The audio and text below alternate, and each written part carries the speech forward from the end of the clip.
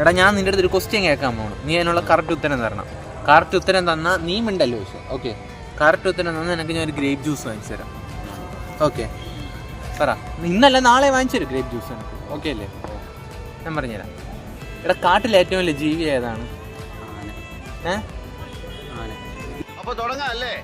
അത് മക്കളും കൊച്ചന്മാരും കൂടെ അയക്കും. ഈ ആനയെ ബസ്സിൽ കയറ്റാൻ പറ്റുമോ? എന്തുകൊണ്ട് പറ്റൂല? ഓക്കെ വിട്, ബസ്സിൽ കയറ്റാൻ പറ്റൂല. ഒരു ഫ്രിഡ്ജിനകത്ത് നിനക്ക് ആനയെ കയറ്റണം, നീ എങ്ങനെ കയറ്റും? ആ, ഫ്രിഡ്ജിനകത്ത് ആനയെ കയറ്റണം, നീ എങ്ങനെ കയറ്റും?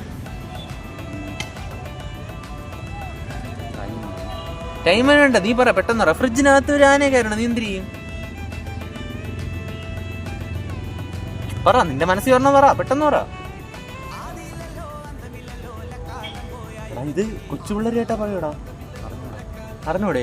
എടാ ഫ്രിഡ്ജിന്റെ ഡോർ തുറക്കണം, ആനയെടുത്ത് അതിനകത്ത് വെക്കണം.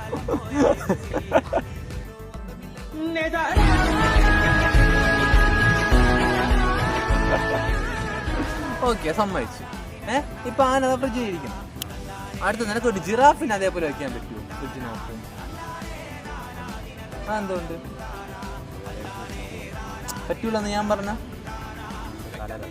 തല തട്ടൂലെന്നല്ല, അപ്പൊ അതിനകത്ത് ആന ഇരിക്കുകയല്ലേ. ആനയെ പുറത്തിറക്കിയിട്ടില്ല, എനിക്ക് ഫ്രിഡ്ജിനകത്ത് ഇത് വെക്കാൻ പറ്റും ജിറാഫിന്.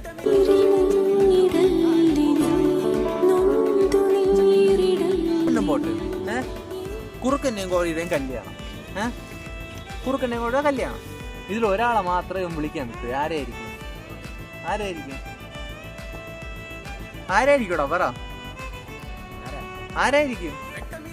എടാ ജിറാഫ് ഫ്രിഡ്ജിനകത്ത് ഇരിക്കുകയല്ലേ, അപ്പൊ എങ്ങനെ ഇവര് ജിറാഫിനെ